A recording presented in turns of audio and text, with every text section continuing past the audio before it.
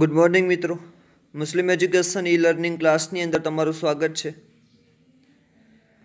ધોરણ 11 science, chapter number 2 સંબંધ અને વિધેય.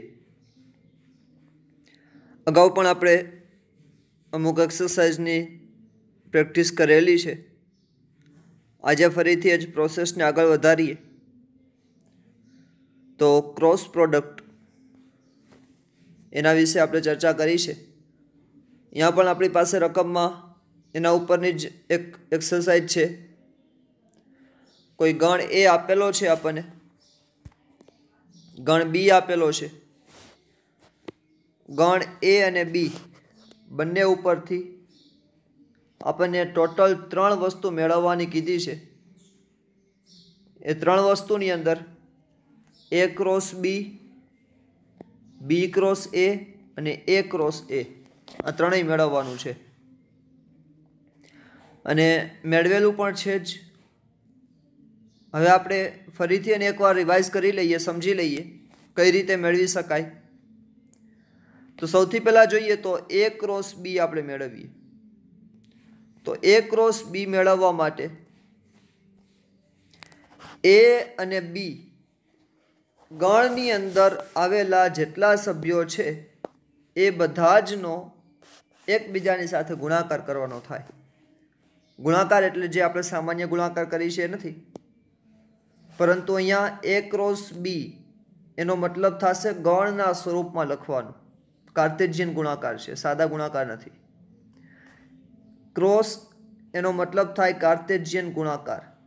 એ ક્રોસ બી આપણે જે કરી છીએ. ગણ એ નો સભ્ય છે -1 3 4 અને બી ના સભ્ય છે 2 3.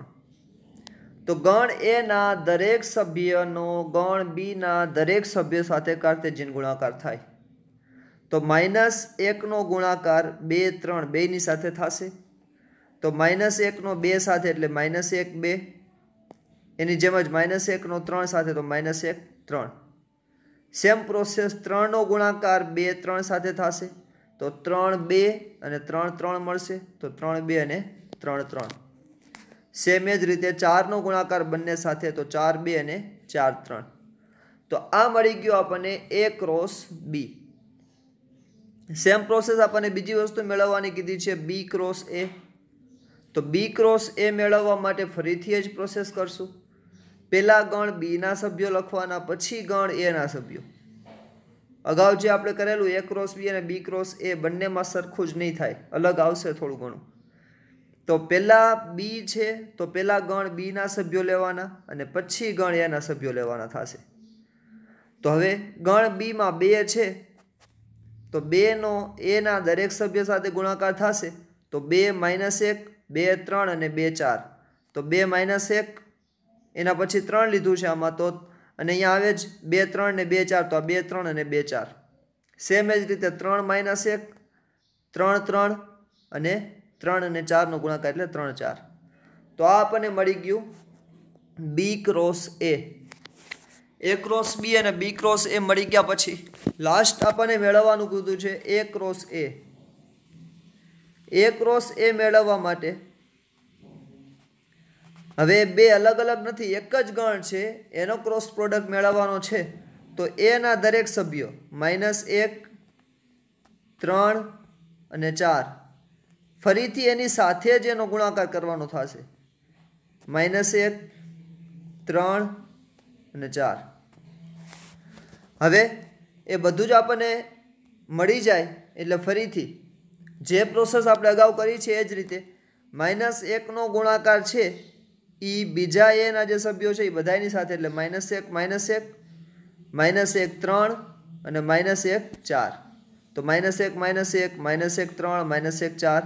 સેમ એ જ રીતે 3 નો ત્રણેયની સાથે થશે. તો 3 -1 3 3 અને 3 4. અને 4 નો ત્રણેય સભ્યોની સાથે થશે. તો 4 -1 4 3 અને 4 4. તો આવી રીતે ક્રોસ પ્રોડક્ટ એટલે કે ગણનો છે એ કાર્ટેશિયન ગુણાકાર મેળવી શકાય છે. એ ગણ બીજા ગણની સાથે હોય તો પણ ભલે, અને ગણ છે એની પોતાની સાથે હોય તો પણ આવી રીતે ગણનો કાર્ટેશિયન ગુણાકાર છે એ મેળવી શકાય છે. એવી જ રીતે એક કરતાં વધારે ગણ આપેલા હોય તો પણ આ જ પ્રોસેસથી મેળવી શકાય છે.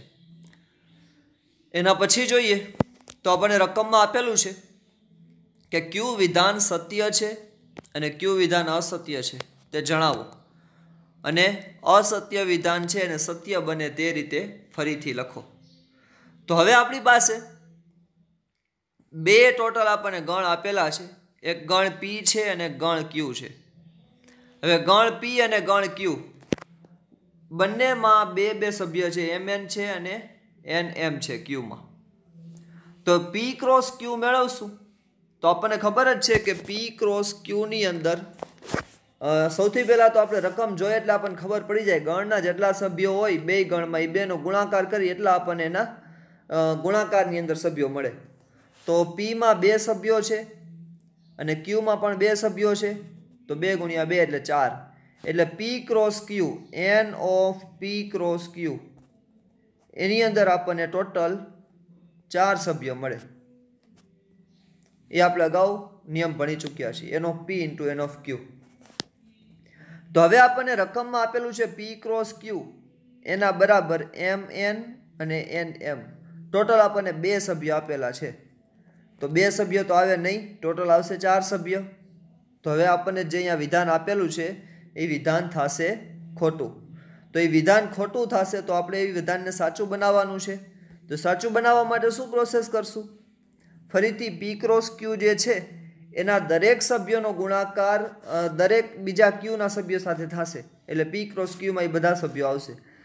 તો સૌથી પહેલાં એમએન જે છે એ એમએન એનો ગુણાકાર અહીંયા પી ક્રોસ ક્યુ કીધું છે એટલે આપણે એમએન પીના પહેલાં લેશું અને પછી ક્યુના લેશું. તો એમએનનો એમ સાથે થશે ગુણાકાર. તો પહેલાં આપણે જોઈએ તો એમનો ગુણાકાર એન અને એમ સાથે, તો એમ એન અને એમ આવશે, તો એમ એન અને એમ. એના પછી એનનો ગુણાકાર બંને સાથે, તો એન અને એમ, તો એન અને એમ. તો આ આપણને ટોટલ પી ક્રોસ ક્યુના 4 સભ્યો મળ્યા, જે વિધાન સત્ય થશે. એટલે પી ક્રોસ ક્યુમાં જે આપણને બે વિધાન આપેલા છે એ વિધાન ખોટું છે અને અત્યારે આપણે જે વિધાન સાબિત કર્યું એ વિધાન સાચું છે. તો આવી રીતે પી ક્રોસ ક્યુના સભ્યો મેળવવાનું કે વિધાન સત્ય છે કે અસત્ય છે એ નક્કી કરવાનું હોય તો આવી રીતે નક્કી કરી શકાય. એના પછી જોઈએ તો ફરીથી એ જ પ્રશ્ન છે એની જેમ જ કે ક્યુ વિધાન સત્ય છે અને અસત્ય છે એ ચકાસવાનું છે. વિધાન અહીંયા આપેલું છે આપણને.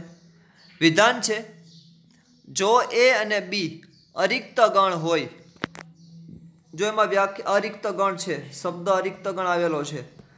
અરિક્ત ગણનો મતલબ શું થાય આપણને ખબર હોવી જોઈએ. તો એક્સ બિલોંગ્સ ટુ એ અને વાય બિલોંગ્સ ટુ બી હોય તો એક્સ વાય નો અરિક્ત ગણ એ ક્રોસ બી છે. એ વિધાન સત્ય છે કે નહીં મેળવવાનું છે.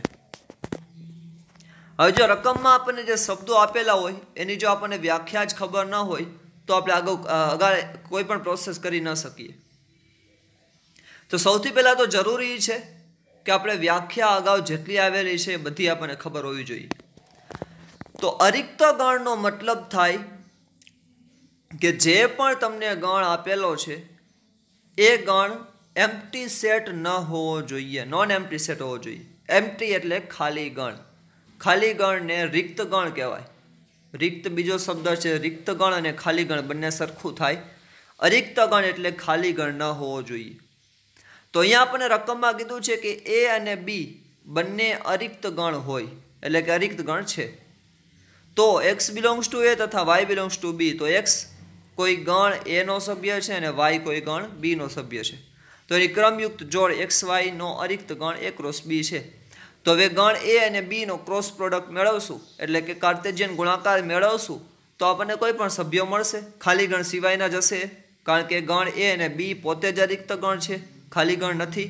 એટલા માટે આપણને એ ક્રોસ બી ના સભ્યો કોઈ પણ મળી શકશે. હવે આપણને શું મળશે એનો કોઈ પ્રશ્ન અહીંયા ઉલ્લેખ આપેલો નથી કે એમાં આટલા સભ્યો છે, બીમાં એ કંઈ જોવાનું નથી આપણે, પરંતુ એક્સ અને વાય માટે કીધેલું છે. તો એક્સ અને વાય છે એના જેવી આપણને ક્રમયુક્ત જોડ મળી શકશે. નહીં મળે એવું નથી, મળી શકશે. એટલા માટે આપણે કહી શકશું કે આ વિધાન છે એ સત્ય છે. એના પછી જોઈએ તો ફરીથી રકમ આપેલી છે, વિધાન સત્ય છે કે અસત્ય જણાવો. તો ફરીથી એના માટે આપણે પ્રોસેસ કરીએ તો જો આપણને વિધાન આપેલું છે પહેલા તો ગણ એ અને ગણ બી. ગણ એ માં 2 સભ્યો આપેલા છે, ગણ બી માં 2 સભ્યો આપેલા છે. હવે આપણે વિધાન જે આપ્યું છે a ક્રોસ b છેદ 5 બરાબર 5, એ આપણે સાબિત કરવાનું છે સાચું છે કે નહીં. તો પહેલાં આપણે એને લખી નાખી a ક્રોસ b છેદ 5. હવે આના ઉપરથી આપણે જોઈએ તો સૌથી પહેલાં b છેદ 5 એનો જવાબ શું મળશે? તો અગાઉ આપણે ભણી ચૂક્યા છીએ કે કોઈ પણ ગણનો ખાલી ગણ સાથેનો છેદગણ લેવામાં આવે તો એનો છેદગણ છે એ ખાલી ગણ જ થાય. કારણ કે છેદગણમાં શું આવે? બધામાંથી સરખા સભ્યો જ આવે. તો હવે બીજો એક છેદગણ ખાલી ગણની સાથે ગમે એ સભ્ય લેશું તો સૌથી નાનામાં નાનો ગણ છે એ તો ખાલી ગણ થવાનો છે. તો સરખું એમાં કાંઈ થશે નહીં. એટલે આનો જવાબ આવશે પહેલાં એ એમ નામ અને ક્રોસ ખાલી ગણ છે બી છેદ 5 એનો ખાલી ગણ એનો છેદગણ છે આપણને ખાલી ગણ મળશે. તો અહીંયા પણ આવશે 5. હવે a ક્રોસ 5 એટલે કે ફરીથી ખાલી ગણનો એ સાથેનો ક્રોસ પ્રોડક્ટ એટલે કે કાર્ટેશિયન ગુણાકાર. તો ખાલી ગણ હોય એનો તો કોઈ પણની સાથે ગુણાકાર કરી તો ખાલી ગણ જ મળવાનું છે. એટલા માટે એનો જવાબ પણ આવશે ખાલી ગણ. એટલે આપણે રકમમાં કીધું છે કે a ક્રોસ b છેદ 5 બરાબર 5 મળે તો મળે છે આપણને. એટલા માટે વિધાન સત્ય થશે. તો આવી રીતે વિધાન સત્ય છે કે અસત્ય છે એ ચકાસવાનું હોય તો આ રીતે આપણે ચકાસી શકીએ. Thank you.